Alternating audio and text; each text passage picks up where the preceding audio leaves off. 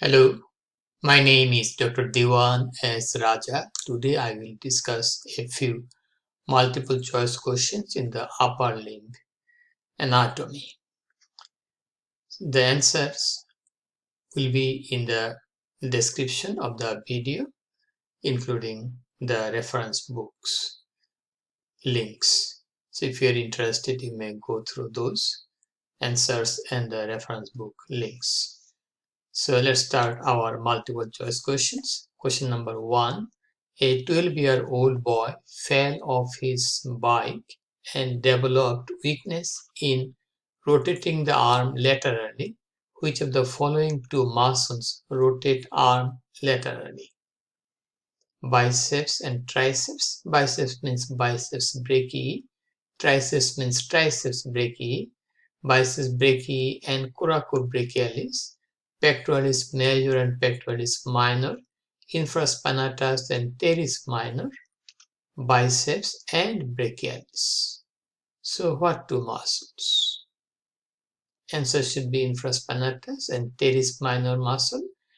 And also if we add, we know that along with these two muscles, the posterior fiber of the deltoid also help in lateral rotation of the arm. So answer should be infraspinatus and teres minor. A 34-year-old motorcyclist was involved in a road traffic accident with an injury to his right shoulder. A plain X-ray of the emergency room revealed a fracture line along the surgical neck of the right humerus with possible involvement of the axillary nerve. Which of the following artery accompanies the axillary nerve? Along the surgical neck of the humerus and the quadrangular space. Okay, here suprascapular artery, axillary artery, posterior circumflex humeral artery, brachial artery. What is the answer? Answer is the posterior circumflex humeral artery. So here is the surgical neck of the humerus and it is related to the axillary nerve, and axillary nerve is accompanied by the posterior circumflex humeral artery along the surgical neck of the humerus going to the quadrangular space. Okay, we got that. Now go to the, so our answer should be C, posterior circumflex humeral artery. Okay, now here a group of medical students were studying the anatomy of the roof of the cubital fossa that is located here in the cubital fossa area.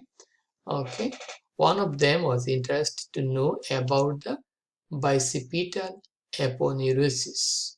The bicipital aponeurosis is a flat sheet of connective tissue that fans out of which of the following muscle? Triceps brachii, biceps brachii, brachialis, coracobrachialis, and coeneus. What is the answer?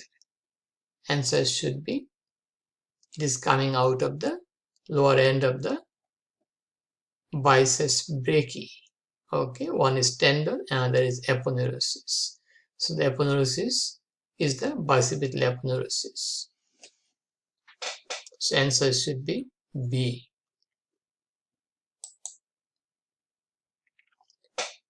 A medical student was interested to test the triceps jerk of a patient. It is a deep tendon reflex, the triceps jerk of a patient. Where does the triceps brachii muscle inserts? Ulnar tuberosity, radial tuberosity, olecranon process of the ulna, lateral epicondyle of the humerus, medial epicondyle of the humerus. Where does the triceps brachii tendon inserts? Answer should be what? Olecranon process of the ulna. That is the answer. Okay, let's go to the question number 5. A 57-year-old man receives a lacerated wound on the lateral aspect of the left thoracic wall. Few days later, he developed inability to raise the left arm above the horizontal plane. On physical examination, the attending physician found elevation of the vertebral border of the scapula. When the patient pushed on the wall, which of the following part of the brachial plexus is damaged in this patient? C5, C6 and C7 roots. Lateral cord of brachial plexus, medial cord of brachial plexus, ulnar nerve, radial nerve. So, idea is that he is unable to raise his left arm above the horizontal. That should be done by what muscle? We initiate the abduction by the supraspinatus. Then, by the action of deltoid up to horizontal level. Above the horizontal, it should be helped by the serratus anterior muscle. Also, the patient, when he pushed on the wall, the vertebral border or medial border of the scapula become prominent because of loss of nerve supply to the serratus anterior muscle. So we call it winged scapula. So the root value for the long thoracic nerve is C5, C6, C7. From here, we'll get the origin of the long thoracic nerve which supplies the serratus anterior.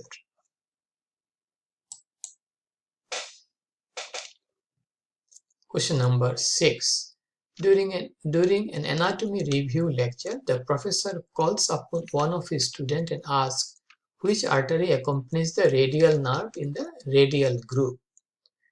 Radial groove is also called spiral groove, that is present posteriorly, obliquely in the shaft of the humerus. Which artery accompanies the radial nerve in the radial groove? The exact answer is subclavian artery, axillary artery, deep artery of the arm, radial artery, ulnar artery. What is the answer? So we have the radial groove here. Here is the posterior aspect of the this is the anterior aspect of the humerus. We got an anatomical position. If we go posteriorly, we have radial groove here along this line, obliquely here, and that radial groove contains the radial nerve and deep artery of the arm, also called arteria profunda brachii. Okay, so answer should be the radial groove. Radial nerve is accompanied by the deep artery of the arm, also called arteria profunda brachii, and radial groove is also called spiral groove. Spiral, S-P-I-R-A-L, spiral groove. Okay, and deep artery of the arm is also called arteria profunda brachii. Okay, now identify the muscle in a mid-arm transverse section. This is the mid-arm transverse section, and you have to identify the muscle with the X mark. This is the X mark. So this is the muscle. What is this muscle? This muscle is what? Triceps brachii, biceps brachii, enconeus, brachialis, pronator teres. Answer should be what? This is the brachialis muscle. This is the brachialis muscle. Answer is D. Okay. Question number 7. Answer is D. Okay. An avid mountain climber misstepped in a snowy pass and was injured. His companions rushed him to a nearby medical facility. The plain X-ray film is attached. Here is the plain X-ray film. Which nerve is most likely involved in that accident? This is the shaft of the humerus has gone, mid-shaft area. Plus, shaft, lower part also I am seeing another fracture. Okay. The plain X-ray film is attached here. Which nerve is most likely involved in that accident? Suprascapular nerve, long thoracic nerve, radial nerve, musculocutaneous nerve, axillary nerve. So this is the radial groove should be here. Radial groove. Okay. So it should be damaged. The radial nerve will be damaged here. Okay, so this is site for the radial nerve. Radial nerve will be damaged in this that person in that fracture. So we must know few things here. Okay, injury to the if we go to the injury to the surgical neck of the humerus.